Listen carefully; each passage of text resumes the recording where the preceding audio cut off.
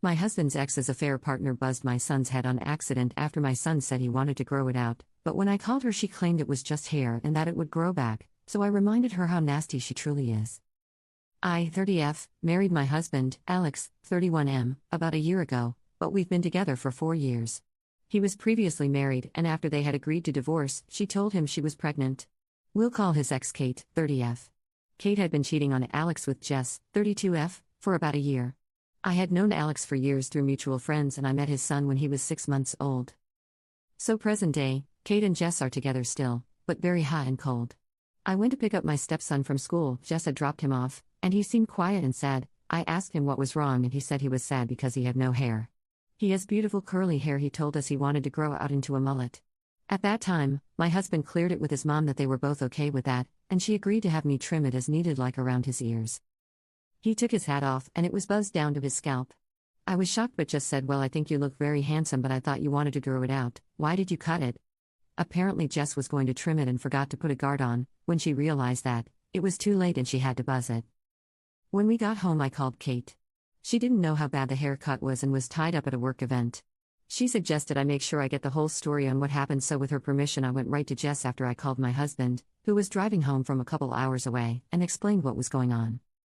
So I called Jess, asked to verify what he said and tell her how upset he was. She said that is exactly what happened but didn't see why it was such a big deal. She kept saying I'm overreacting and it's just hair, so I tried to explain that as a kid there's so much he doesn't get a say in, so it was a big deal to him.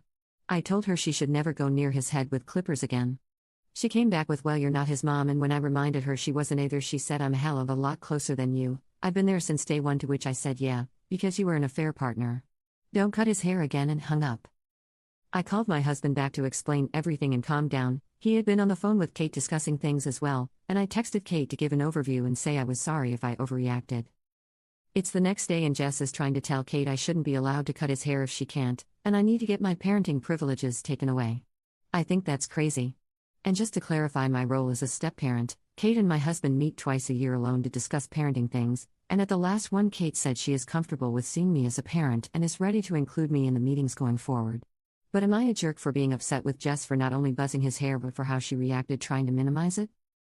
Update 1.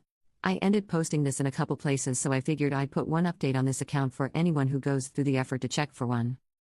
My husband talked to Kate about why Jess would do that and react how she did while he was driving home. Kate admitted she has noticed Jess asking questions about what I do and saying little digs at me around their son. Like he will tell a story from our house and she'll find a way to say something negative about me. She lightly called her out on this one time and Jess had a really negative response. Kate and my husband were going to meet tomorrow to talk about it, but Kate called me very upset saying they got in a fight. She doesn't have a lot of family, so this isn't the first time she has called me, needing someone to talk to that knows the whole dynamic. I said she could come over and talk about it if she wanted, and she took me up on it. So she came over, we all played Hot Wheels for a bit, seeing their son obviously helped calm her down, and then I took him to the playroom while Alex and Kate talked. Apparently Jess is tired of not being treated like as much of a parent as me in her eyes and cut his hair on purpose, basically to make a parenting decision that couldn't be reversed. That came out in a heated blow-up from her when Kate insisted she was okay with me cutting his hair so he could have the style he wanted since I was good at it. Some more heated words were shared and Jess gave Kate the ultimatum of treat me as good as you do her or we're done. Then she stormed off and Kate called me. Next, Kate and Alex came in and talked to their son alone and asked some gentle questions about Jess while they played. He said sometimes she yells and he doesn't like it, she has spanked him, and he wouldn't be sad if she wasn't there. We all ate dinner together so our son could see that everything was okay, and we all told him how many fun things we could do with his hair as it grows back. He will be going to a professional for cuts though. After Kate went home, my husband even buzzed his head and told our son that he thought it was so cool he wanted to match him. As of now, Kate is planning to end things for good and I sure hope it sticks. Update 2. I had no intention of posting another update, but I have gotten a lot of DMs asking if anything has changed, so here is a final update before I log out of this throwaway. Kate and Jess met to talk and I don't know everything that was said, but all I do know is that Kate then told us she would be filing for a restraining order against Jess and asked for my help because unfortunately, I have had to file for one before. Then, Kate and Alex met at our house and talked over what that means for their son, and that conversation turned into what my role is as a parent.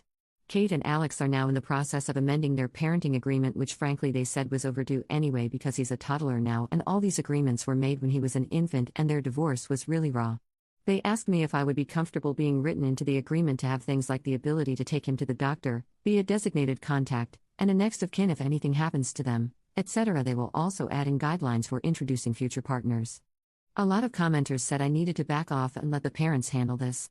While there are things I for sure could have done differently, I spoke with both Alex and Kate and they both agreed they were thankful for how this happened and were glad I was the one who picked him up that day.